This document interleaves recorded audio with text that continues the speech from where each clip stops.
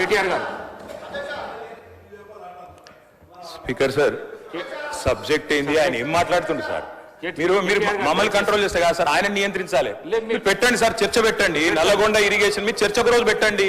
మేము ఎన్ని లక్షల ఎకరాలకు నీళ్ళు ఇచ్చినప్పుడు హరీష్ రావు గారు చెప్పిండ్రు. రేపు చర్చ పెడితే సావధానంగా మొత్తం చెప్తాం.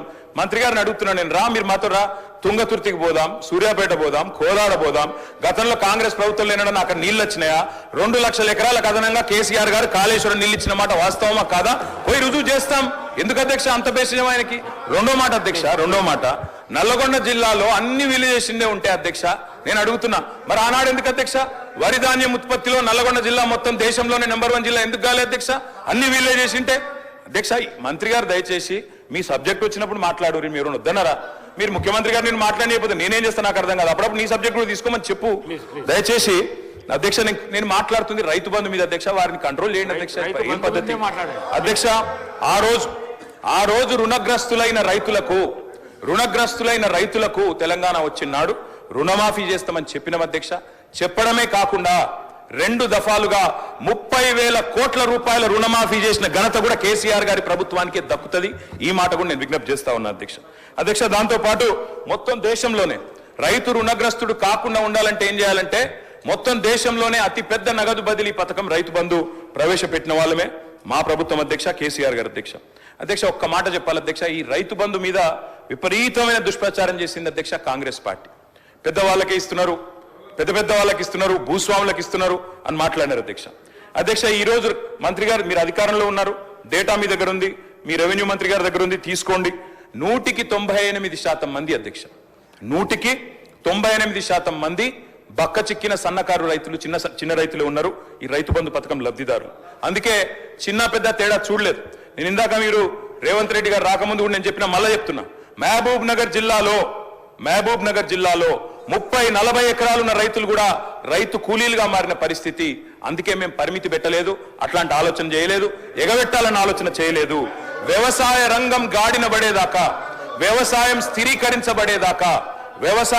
స్థిరీకరించబడేదాకా ఎన్ని కోటి ఆశలతోనైతే తెలంగాణ సాధించుకున్నారో తెలంగాణ రైతులు, వాళ్ళ కళ్ళల్లో వెలుగు నిండేదాకా ఖచ్చితంగా రైతుల మీద కోతలు పెట్టకుండా, రైతులకు పాబంది పెట్టకుండా మేము ఈ పథకాన్ని అమలు చేయాలని నిర్ణయం తీసుకున్నాం. భవిష్యత్తులో కూడా అట్లే అమలు చేయాలని చెప్పి మేము ఖచ్చితంగా ప్రభుత్వాన్ని కోరుతా ఉన్నాం. తప్పకుండా అదే రకంగా చేయాలని కోరుతా ఉన్నాం అధ్యక్ష. అశోక్ గులాటి, అరవింద్ సుబ్రహ్మణ్యం, రఘురామ్ రాజన్, అభిజిత్ బెనర్జీ లాంటి నోబెల్ గ్రహీతలు, అదేవిధంగా ఐక్యరాజ్య సమితి FAO వాళ్ళు కూడా, ఫుడ్ అండ్ అగ్రికల్చర్ ఆర్గనైజేషన్ మంత్రి గారు, వారు కూడా అభినందించిన పథకం రైతు బంధు. రైతును ఆదుకోవడానికి, వ్యవసాయాన్ని కాపాడుకోవడానికి ఈ తరహా పథకమే మేలని చెప్పి ఆ ఆర్థికవేత్తలు చెబితే, పశ్చిమ బెంగాల్ మన నుంచి ఆదర్శంగా తీసుకున్నది కృషి బంధు పెట్టింది. ఒడిశా మన నుంచి ఆదర్శంగా తీసుకొని కాలియా పథకం పెట్టింది. ఆఖరికి బీజేపీలు బయట చెప్పారు కానీ PM కిసాన్ కూడా కాపీ కొట్టి పెట్టిన పథకమే అధ్యక్ష. రైతు బంధును కాపీ కొట్టి PM కిసాన్ అని పెట్టుకున్నారు, కానల్లా కట్టింగ్లు పెట్టింది అధ్యక్ష. ఇప్పుడే మంత్రి గారు చెప్పారు అధ్యక్ష, 11 సీజన్లు 11 కాలాల పాటు 73,000 కోట్ల రూపాయలు రైతు ఖాతాల్లో జమ చేసిన ప్రభుత్వం కేసీఆర్ ప్రభుత్వం. ఆకలి కేకల నేలను అన్నపూర్ణగా మార్చింది BRS ప్రభుత్వం. రైతు విలువ పెరిగింది, రైతు భూముల విలువ పెరిగింది, సాగు సంబరమైంది. రైతు రంది మార్చిన గేమ్ చేంజర్ రైతు బంధు.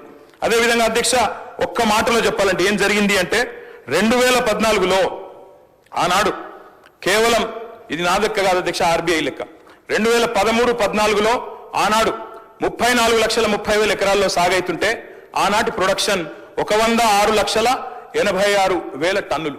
ఇది RBI లెక్క అధ్యక్ష. అక్కడి నుంచి మేము దిగిపోయే నాటికి చూస్తే 34 లక్షల ఎకరాల్లో సాగవుతున్న తెలంగాణ పంటలు అల్టిమేట్ గా 59.89 లక్షలకు చేర్చినాం అధ్యక్ష. అదే మాదిరిగా భారతదేశంలోనే అగ్రగామిగా పంజాబ్ ను, హర్యానాను దాటి ధాన్యం ఉత్పత్తిలో నెంబర్ 1 గా చేసిన ఘనత కూడా ఖచ్చితంగా కేసీఆర్ ప్రభుత్వానికి దక్కుతుంది అనే మాట కూడా నేను విజ్ఞప్తి చేస్తా ఉన్నా అధ్యక్ష. ఆహార పంటల ఉత్పత్తి 71 లక్షల టన్నుల నుంచి 2 కోట్ల టన్నులకు పెరిగింది, 185% అభివృద్ధి అధ్యక్ష. పంటల సాగు నాడు 2 పంటలు కలిపి 1,31,00,000 ఎకరాలు ఈ రోజు 2,29,00,000 ఎకరాలకు చేరుకున్నదంటే 10 ఏళ్ల కాలంలో ఇది పురోగతి కాదా? ఇది ప్రోగ్రెస్ కాదా? వ్యవసాయ విస్తీర్ణం జరగలేదా? వ్యవసాయ స్థిరీకరణ జరగలేదా? దీని వెనుక ఉన్న ప్రేరణ, దీని వెనుక ఉన్న బ్యాక్ బోన్ రైతు బంధు కాదా? అందుకే మేము అంటున్నాం అధ్యక్ష, నీరు పల్లమెరుగు నిజం దేవుడు ఎరుగు అంటారు. కానీ సంకల్ప బలం ఉంటే పల్లానికి పోయే నీటిని కూడా పైకి తీసుకొచ్చే ప్రయత్నం చేసినాం అధ్యక్ష. ప్రపంచంలోనే అతిపెద్ద లిఫ్ట్ ఇరిగేషన్ ప్రాజెక్ట్ కాళేశ్వరం అధ్యక్ష. అదేవిధంగా పాలమూరు రంగారెడ్డి ఎత్తిపోతల పథకం తప్పకుండా చెప్పాలి అధ్యక్ష. అధ్యక్ష, కాళేశ్వరం అంటే తెలుగునోళ్ళు ఏమో మాట్లాడతారు అధ్యక్ష, తెలుగునోళ్ళు మాట్లాడతారు అధ్యక్ష కాళేశ్వరం గురించి. కాళేశ్వరం అంటే ఒక బ్యారేజ్ కాదు. కాళేశ్వరం అంటే 3 బ్యారేజీలు, 15 రిజర్వాయర్లు, 19 సబ్ స్టేషన్లు, 21 పంప్ హౌజులు, 203 కిలోమీటర్ల సొరంగ మార్గం, 1531 కిలోమీటర్ల గ్రావిటీ కెనాల్, 98 కిలోమీటర్ల ప్రెజర్ మెయిన్స్, 141 టీఎంసీల స్టోరేజ్ కెపాసిటీ, 530 మీటర్లకు నీళ్లు ఎత్తిపోసే బృహత్ పథకం కాళేశ్వరం మల్టీపర్పస్ ప్రాజెక్ట్ కాళేశ్వరం. తెలుగునోళ్ళు మాట్లాడతారు అధ్యక్ష, ఏదేదో మాట్లాడతారు, వాస్తవాలు ఇట్లా ఉన్నాయి అధ్యక్ష.